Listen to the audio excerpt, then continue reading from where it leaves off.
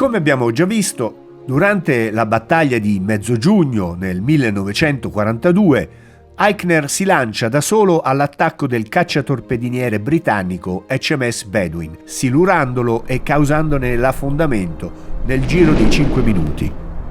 Costretto poi ad ammarare per i danni subiti dalla contraerea britannica, Eichner riesce nella delicata manovra, mettendo così in salvo l'equipaggio del suo aereo silurante, che viene poi soccorso da una nave ospedale italiana la mattina seguente.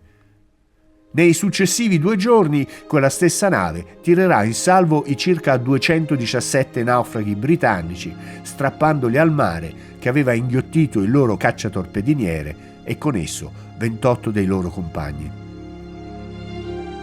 Il 12 novembre 1942 Buscaglia non rientra dall'attacco contro le navi alla fonda nella rada di Bugia. Eichner, che quel giorno gli vola vicinissimo, vede l'aereo del suo comandante dapprima colpito dagli Spitfire e poi dalla contraerea fino a cadere in acqua e incendiarsi. Il comandante del gruppo è creduto morto dai suoi gregari, ma invece sopravviverà allo schianto del suo apparecchio e verrà fatto prigioniero. A seguito dell'abbattimento del comandante, assume il comando interinale del gruppo il capitano Giulio Cesare Graziani, di cui Eichner diviene l'aiutante maggiore. Il 20 novembre 1942, insieme al nuovo comandante, decolla dall'aeroporto di Castelvetrano alle 15:15 insieme ad altri 6 aerosiluranti. Nella missione viene distrutto un piroscafo e sono danneggiati gravemente altri 2 a Philippeville, in Algeria, raggiunta alle 17:15, quindi al crepuscolo, data la stagione. Nel suo rapporto post-operazioni, Graziani scrive: «È stato il primo siluramento effettuato di notte dagli equipaggi del gruppo. Il nemico è stato sorpreso dalla concezione audace di questa azione condotta di notte dentro una baia, con il pericolo per gli apparecchi attaccanti di cozzare contro le montagne e tra di loro».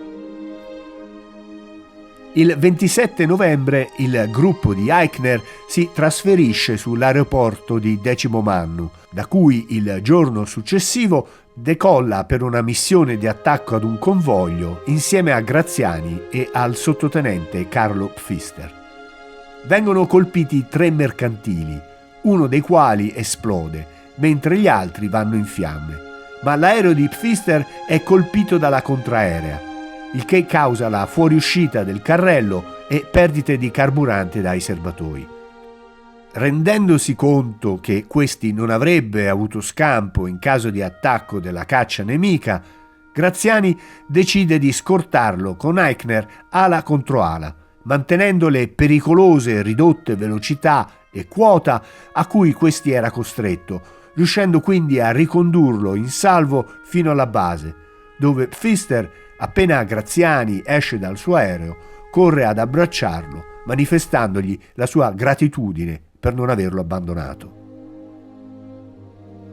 Graziani è un capitano di nomina troppo recente e il comando deve essere affidato a un ufficiale superiore, quale un maggiore o un tenente colonnello. Nel gennaio 1943, infatti, giunge il nuovo comandante del gruppo, maggiore Gabriele Casini.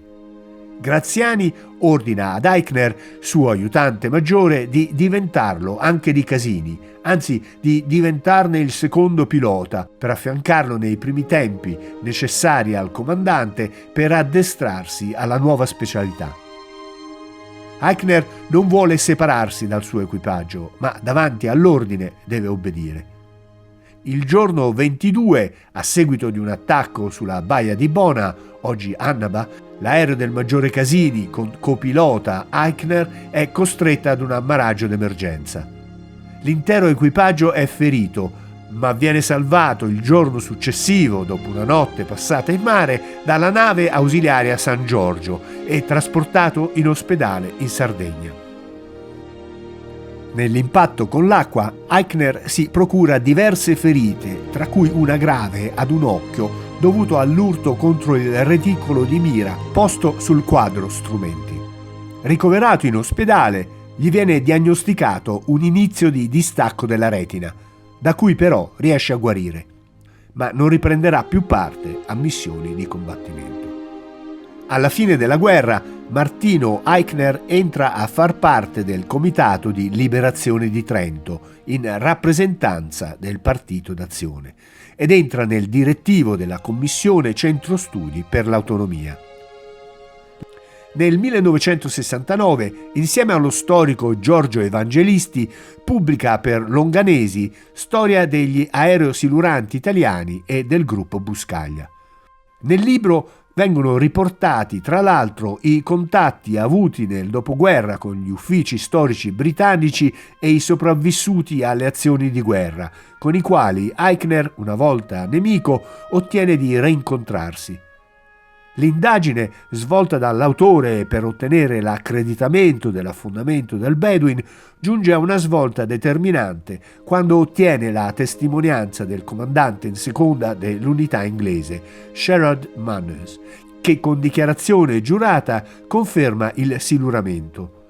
E questa è la sua narrazione degli eventi.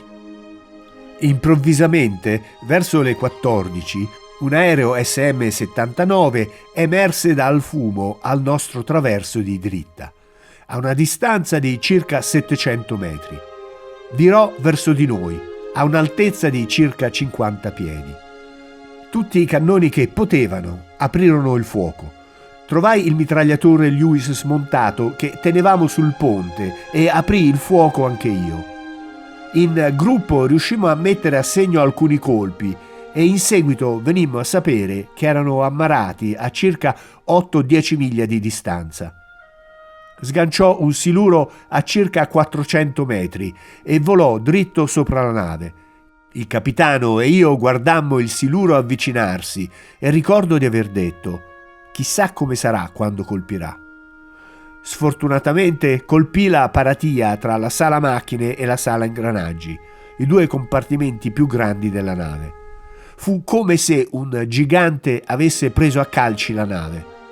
Circa 4 o 5 membri dell'equipaggio morirono nell'esplosione. Questa dichiarazione dà un impulso determinante alla commutazione della medaglia d'argento al valor militare in medaglia d'oro. Così, il 7 aprile 1988, a Martino Aigner viene conferita la medaglia d'oro al valor militare per l'affondamento del Bedouin.